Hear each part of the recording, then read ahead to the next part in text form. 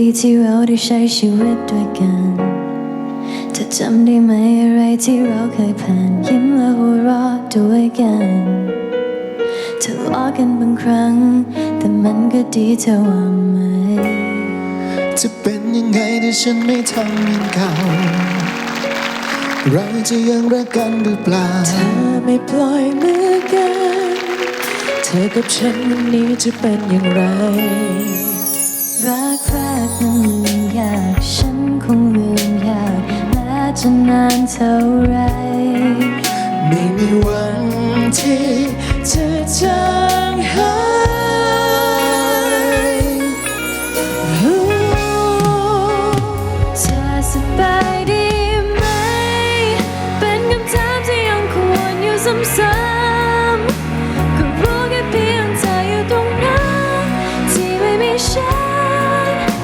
ชีวิตเธอเป็นไงคิดถึงกันบ้างไหมส่วนฉันก็คิดถึงเธออยู่ซ้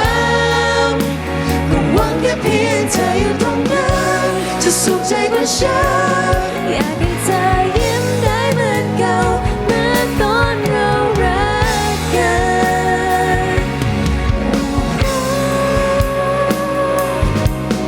ในวันที่ไม่มีเรายังมีทุกความทรงจำแค่เพียงได้คิดถึง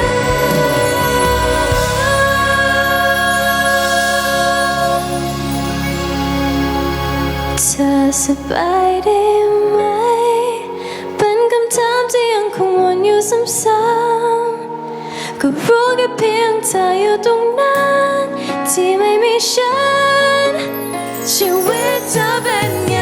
คิดถึงกันบ้างไหมส่วนฉันก็คิดถึงเธออยู่ซ้ำๆก็หวังแค่เพียงเธออยู่ตรงนั้นจะสุขใจกว่าฉั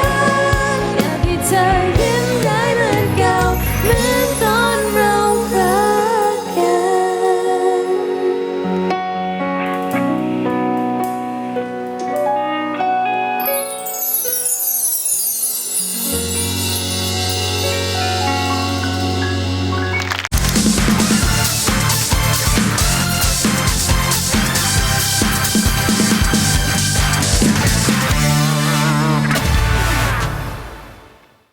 ดูละครซีรีส์ซิทคอมวาไรตี้คอนเสิร์ตและทีวีออนไลน์ได้ทางแอปวันดี